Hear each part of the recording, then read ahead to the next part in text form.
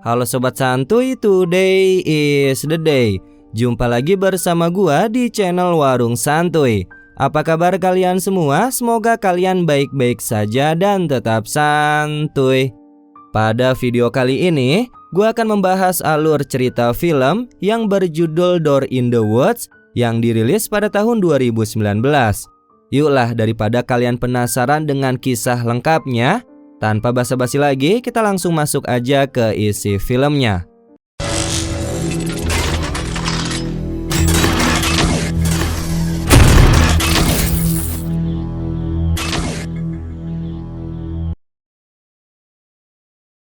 Film diawali dengan menampilkan adegan sebuah keluarga kecil yang terdiri dari suami yang bernama Red, istrinya yang bernama Evelyn, dan anak laki-laki semata wayangnya yang bernama Ken.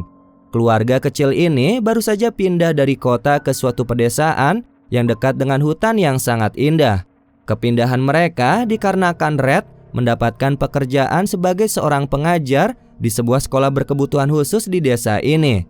Dan keluarga mereka pastinya harus menetap di desa tersebut. Hello, Miss Eden. Hi, Miss Rory. Scene selanjutnya terlihat Evelyn sedang mendekor rumah barunya itu. Dengan telaten, dirinya membereskan proses pindahan rumah. Mulai dari membuat sebuah rak kayu, kemudian menyusunnya untuk dijadikan sebuah pajangan dinding rumah.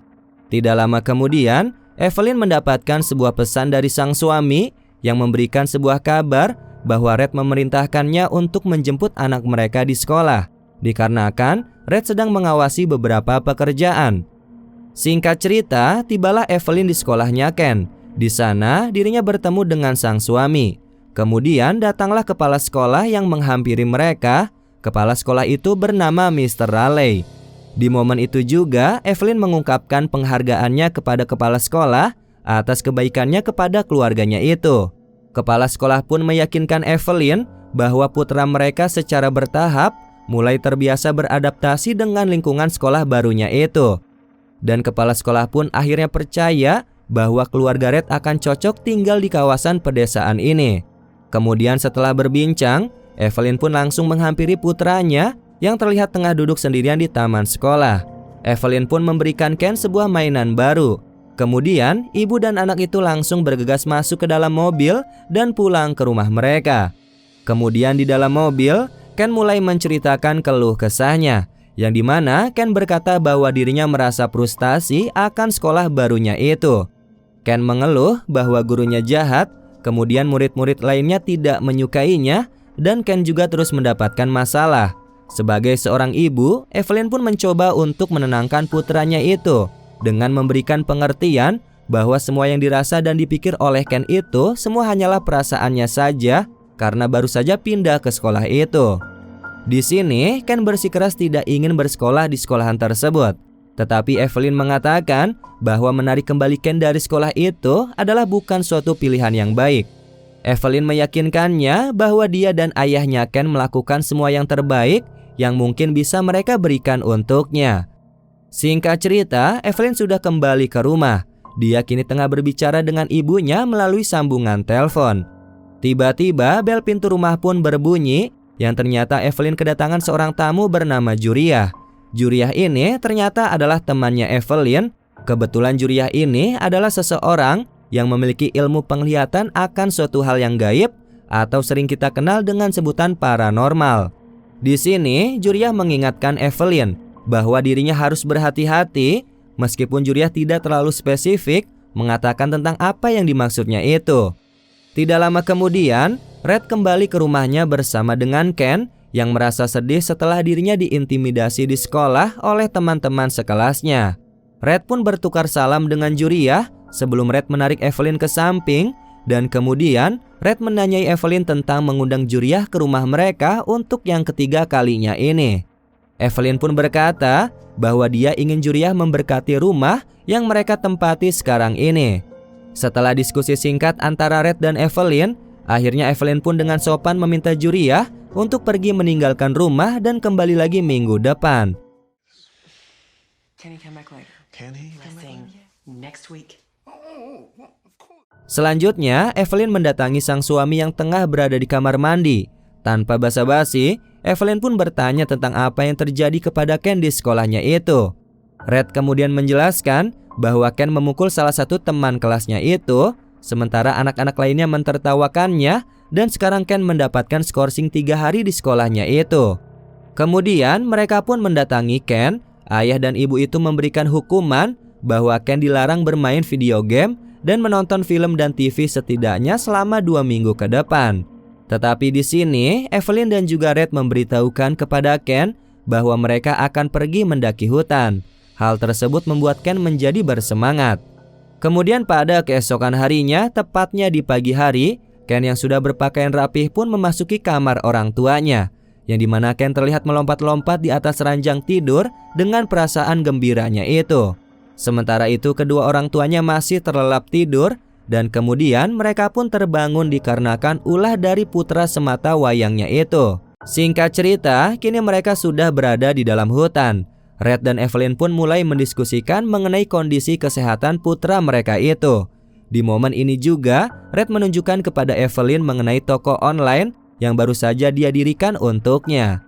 Red berharap bahwa dirinya bisa berbuat banyak untuk istrinya tersebut. Evelyn pun mengungkapkan rasa terharu dan bahagianya, juga menunjukkan rasa menghargai atas hadiah yang telah diberikan oleh suaminya itu. Pada saat mereka sedang berada di momen romantis, tiba-tiba mereka menyadari bahwa Ken tidak terlihat di sekitar mereka. Dengan cepat mereka pun pergi mencari putranya itu, dan singkat cerita Evelyn dan Red pun menemukan Ken yang tengah berdiri menatap ke sebuah pintu aneh yang ada di dalam hutan tersebut. Pintu yang terlihat abstrak karena posisinya tidak cukup mengarah ke bangunan ataupun ruangan dan hanya berdiri sendiri dengan rantai yang melilitnya. Tiba-tiba Evelyn pun menemukan kunci pintu tersebut dan bahkan mempunyai ide untuk merenovasi dan menggunakan pintu itu di rumahnya mereka. Red yang mendengar pernyataan dari Evelyn pun menyetujuinya, dan kemudian mereka pun membawa pintu tersebut ke rumahnya. Singkat cerita di rumahnya itu, mereka mulai merenovasi pintu tersebut dan dicatlah menjadi berwarna merah. Akhirnya mereka pun menggunakan pintu itu sebagai pintu untuk lemari, dikarenakan terlihat sangat bagus dan menarik. Works and everything. Singkatnya masa hukuman untuk Ken pun berakhir. Kini Evelyn tengah bersiap-siap untuk mengantarkan Ken ke sekolahnya. Evelyn pun mulai membuka lemarinya itu untuk mengambil jaketnya. Di sini Evelyn merasakan ada aroma tidak sedap dari lemari itu. Kemudian Evelyn pun bertanya kepada Ken, apakah Ken lupa menyimpan makanan di saku. Ken pun yang merasa tidak menyimpan makanan menjawab tidak. Di sini Evelyn mencoba untuk berpikir positif dan beranggapan bahwa bau itu mungkin dari sepatu. Kemudian di hari yang sama, Evelyn terlihat tengah berbelanja di toko kelontongan. Dirinya pun mencoba mengambil kunci mobil di sakunya, tapi hal mengejutkan pun terjadi. Pasalnya Evelyn tidak sengaja merogoh belatung dari dalam saku jaketnya. Dengan cepat, Evelyn langsung menjatuhkan kunci mobilnya, kemudian melepaskan jaket yang dipakainya itu.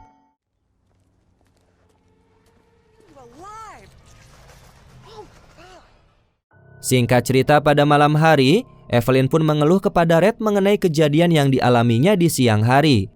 Di sini pun Red mengatakan dan berjanji bahwa dirinya akan berbicara dengan Ken apakah Ken melihat dan mengetahui tentang kejadian itu. Malam semakin larut, Evelyn pun kembali dikejutkan dengan sosok misterius yang berada di lorong rumah. Evelyn pun beranggapan bahwa itu adalah sosok hantu yang berdiri.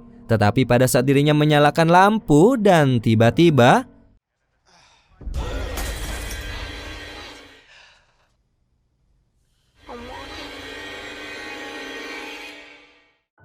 di sini Ken mengatakan bahwa dirinya mengalami mimpi buruk. Akhirnya sang ibu pun membawa kembali Ken ke dalam kamar untuk menemaninya dan menyuruhnya untuk tidur kembali. Kemudian Ken menjelaskan kepada ibunya bahwa di dalam mimpinya itu dia berjalan melalui sebuah rumah dengan banyak kamar dan dia sedang diikuti oleh semacam monster. Evelyn yang mendengarkan cerita mengenai mimpi buruk anaknya itu pun mencoba untuk meyakinkannya bahwa tidak ada yang namanya monster, dan Evelyn meminta kepada Ken untuk memikirkan hal-hal yang indah dan hal-hal yang senang saja. Kemudian pada akhirnya Evelyn pun membacakan doa sebelum tidur. Kemudian Evelyn bergerak perlahan-lahan menjauh dari kamar putranya itu pada saat Ken dirasa sudah terlihat mulai tertidur. Sementara itu tanpa disadari oleh Evelyn, ternyata di balik pintu lemarinya itu terdapat sebuah tangan hantu yang mencoba untuk menjangkaunya dari dalam lemari. Lead us not into temptation, but amen. Setelah menutup pintu kamar putranya itu, Evelyn juga tidak lupa menutup pintu lemari dan kembali lagi ke kamar tidurnya. Kemudian di pagi hari, Juriah terlihat sudah berada di rumahnya Evelyn. Dan di sini Juriah mengatakan bahwa rumah keluarganya Evelyn sekarang dalam keadaan najis karena diganggu oleh beberapa roh jahat. Maka rumah mereka pun kini tidak lagi aman. Juriah juga memberitahu bahwa rumahnya Evelyn harus diberkati. Singkatnya proses pemberkatan pun berlangsung. Tiba-tiba perhatian Juriah terfokus kepada sebuah pintu pada saat dirinya melihat pintu tersebut. Tidak segan-segan, Juriah bertanya kepada Evelyn dari manakah pintu itu dibawa.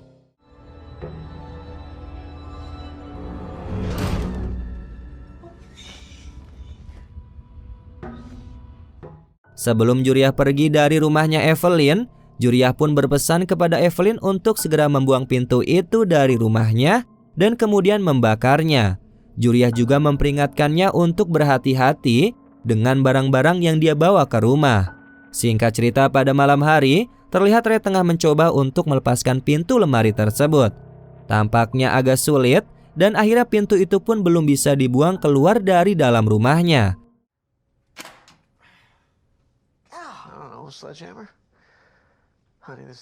Lalu pada keesokan harinya, Evelyn pergi mengunjungi perpustakaan setempat dan memberitahukan kepada penjaga perpustakaan bahwa dirinya mencari bahan referensi tentang cerita atau kejadian supranatural di kota tersebut. Evelyn juga meminta rekomendasi. Kemudian pustakawan itu pun menyebutkan mengenai jembatan berhantu, sumur seram, dan kisah anak-anak yang menghilang. Kemudian Evelyn pun lebih tertarik pada kisah anak-anak yang menghilang. Evelyn juga mengetahui bahwa penghilangan misterius terakhir terjadi lebih dari 20 tahun yang lalu. Kemudian tidak ada anak-anak yang hilang itu yang berhasil ditemukan. Singkat cerita, di malam hari, Evelyn pun memberitahukan kepada suaminya mengenai kisah menghilangnya anak-anak di daerah tempat tinggalnya. Tetapi Red hanya menanggapinya dengan santai dan berkata bahwa Evelyn hanya terjebak di dalam cerita yang menyeramkan. Dan untuk Juriah sendiri tidak benar-benar membuat segalanya lebih baik. Kemudian di pagi harinya, Red menemukan bahwa cat di pintu lemari itu telah luntur terkelupas, sehingga dia memanggil Evelyn untuk datang dan melihatnya sendiri.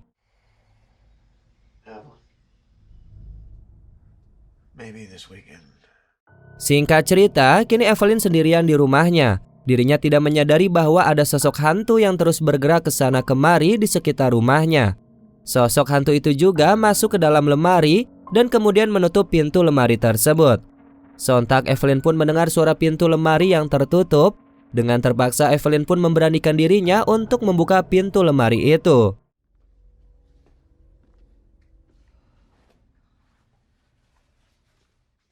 Dan untung saja di dalam lemari itu Evelyn tidak menemukan hal-hal aneh yang menyeramkan. Di waktu yang bersamaan, Evelyn juga menerima sebuah pesan dari suaminya yang menyuruhnya untuk pergi ke sekolah. Singkat cerita, Evelyn sudah berada di sekolahnya Ken, yang dimana kali ini pihak sekolah benar-benar sudah mengeluarkan Ken dari sekolahannya karena Ken telah terlibat dalam tindakan kekerasan. Evelyn pun langsung bertemu dengan sang suami. Mereka berdiskusi sejenak mengenai kasusnya Ken yang dikeluarkan dari sekolahnya itu. Lalu pada keesokan harinya, Red pun membawa Ken pergi bersamanya untuk menemaninya bekerja. Sementara itu, Evelyn sibuk memeriksa beberapa surat kabar yang memberitakan tentang anak-anak yang hilang. Kemudian terlihat Evelyn meninggalkan rumahnya dan menuju rumahnya Nyonya Bradford. Nyonya Bradford sendiri adalah ibu dari Maggie Bradford, yaitu salah satu anak yang hilang di kasus tersebut. Dengan memberanikan dirinya, Evelyn pun mencoba untuk menanyakan mengenai rumah yang terbakar dan hanya menyisakan pintunya saja. Kemudian Nyonya Bradford pun menjawab bahwa dirinya menyesal karena sudah melakukan kesalahan yang sangat buruk, yaitu dirinya telah mengambil pintu tersebut. Sementara itu, Red baru saja menurunkan Ken di rumah dan tidak lupa dirinya juga menginstruksikan anaknya untuk tetap di rumah dan juga mengunci pintu. Kembali lagi dengan Evelyn yang masih berada di rumahnya Nyonya Bradford. Di sini Nyonya Bradford pun memberitahukan bahwa putrinya telah hilang. Dia mengetahui itu semua ada hubungannya dengan rumah tua yang ditinggalkan. Padahal waktu itu dia telah memperingati putrinya untuk menjauh, sehingga Nyonya Bradford pun akhirnya membakar rumah itu dan semuanya hancur oleh api kecuali pintu rumahnya tersebut. Nyonya Bradford pun kemudian mengubur pintunya dengan kedalaman 8 kaki di bawah tanah, tetapi anehnya keesokan harinya pintu itu berdiri tepat di atas tanah. Dan akhirnya apa yang dilakukan oleh Nyonya Bradford adalah membungkus pintu itu dengan menggunakan rantai, kemudian mengikat kunci yang dimana kunci itu dibiarkan hancur. Dan sejak saat itu tidak ada lagi anak di daerah ini yang hilang secara misterius. Saat Evelyn masih berada di tempat Nyonya Bradford, Evelyn pun mendapatkan sebuah pesan dari suaminya yang memberitahukan bahwa dirinya baru saja mengantar Ken ke rumah.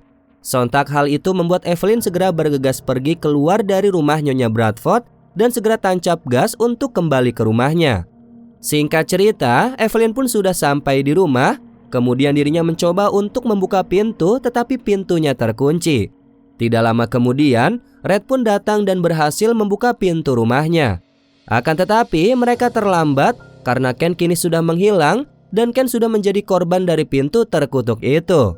Red dan Evelyn pun bersedih atas kehilangan anak semata wayang mereka, dan kasus hilangnya Ken kini tengah ditangani oleh pihak berwenang.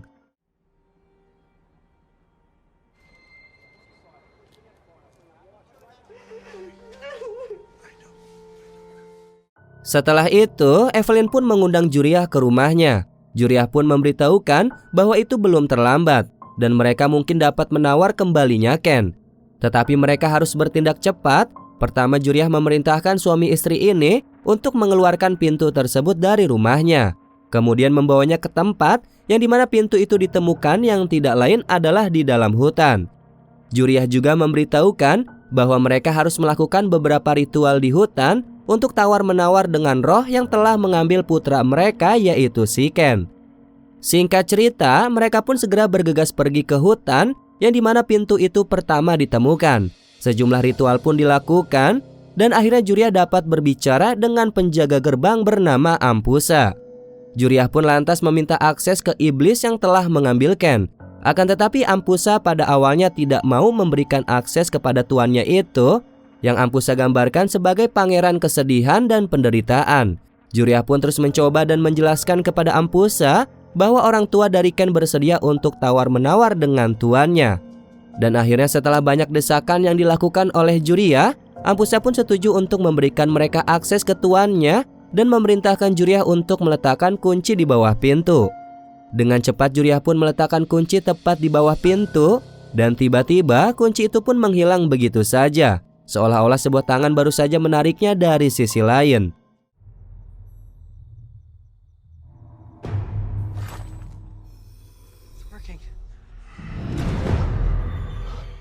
Kemudian untuk sesaat, semuanya menjadi gelap gulita. Juriah pun menyalakan sebuah lentera. Dan betapa terkejutnya mereka, karena mereka melihat sekelompok anak-anak seperti hantu yang berdiri tepat di depan mereka. Dan anak-anak itu pun tiba-tiba menghilang. Tidak lama kemudian, pintu pun terbuka. Dengan perlahan-lahan, Juriah, Red, dan Evelyn pun mulai melangkah masuk ke dalam pintu itu.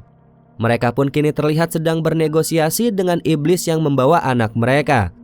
Evelyn dan Red menawarkan diri mereka kepada iblis, tetapi iblis itu menolak dengan mengatakan bahwa mereka bukanlah anak-anak. Itu semua karena ada sesuatu yang istimewa dari ketakutan anak-anak yang iblis itu nikmati. Kemudian Evelyn pun mulai emosi dengan mengancam bahwa jika iblis itu menolak bernegosiasi dengan mereka, maka mereka akan tetap tinggal di sini bersama dengan putra mereka, yaitu Ken.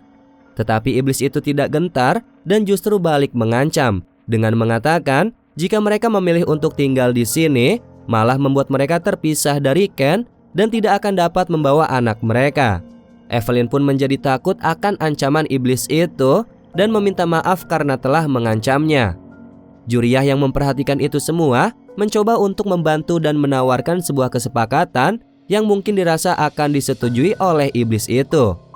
Juriyah mengatakan akan memperkuat kekuatan iblis tersebut, dan hal kesepakatan itu membuat iblis tersebut tertarik dan membuahkan hasil. Kemudian si iblis mengumpulkan pena dari Juriyah dan mulai menuliskan kondisinya. Juriyah pun mencoba untuk menanyakan kepada kedua orang tuanya Ken seberapa jauh mereka bersedia membayar harga untuk mendapatkan putranya mereka kembali. Bagaimana jika harga mendapatkan putra mereka kembali akan membawa begitu banyak rasa sakit dan kesengsaraan bagi mereka. Itulah yang dikatakan oleh Juriyah kepada Red dan Evelyn. Kemudian Evelyn pun mengatakan dirinya bersedia melakukan apa saja untuk mendapatkan putranya kembali dengan selamat. Dan akhirnya Red dan juga Evelyn pun menandatangani surat perjanjian. Tidak lama Ken pun dilepaskan. Di sini Juriyah menginstruksikan Red untuk memastikan mereka menjaga kesepakatan dan melakukan apapun yang mereka bisa lakukan untuk membayar biaya kesepakatan. Juriyah memberitahu juga dia akan meninggalkan kawasan desa ini dan menyarankan agar mereka melakukan hal yang sama. Dan setelah itu, keluarga kecil itu pun bersiap untuk meninggalkan kawasan desa itu seperti yang disarankan oleh Juriyah. Tetapi di sini, Evelyn pergi duluan bersama dengan Ken. Sementara itu, Red tetap tinggal selama beberapa hari. Red terlihat mulai merenovasi pintu tersebut, dan Red pun kemudian menggantung pintu dan kuncinya di suatu tempat di bekas sekolahannya Ken. Kemudian, Red menyerahkan kunci pintu tersebut kepada kepala sekolah sebelum akhirnya meninggalkan pintu itu. Dan bisa kita lihat di sekolah adalah tempat di mana anak-anak berkumpul, dan sudah bisa kita pastikan anak-anak di sekolah akan banyak yang menjadi korban. Dan itulah harga yang harus dibayar oleh keluarga Red untuk mendapatkan kembali putra semata wayangnya itu. Dan akhirnya film ini pun selesai. Oke sobat santuy, itulah alur cerita film pada video kali ini. Ya, bagaimana menurut kalian tentang film ini? Tulis pendapat kalian di kolom komentar ya. Mungkin itu saja penjelasan dari gua. Mohon maaf apabila ada kesalahan kata maupun isi video ya. Warung Santuy pamit, dan jangan lupa untuk tetap santuy.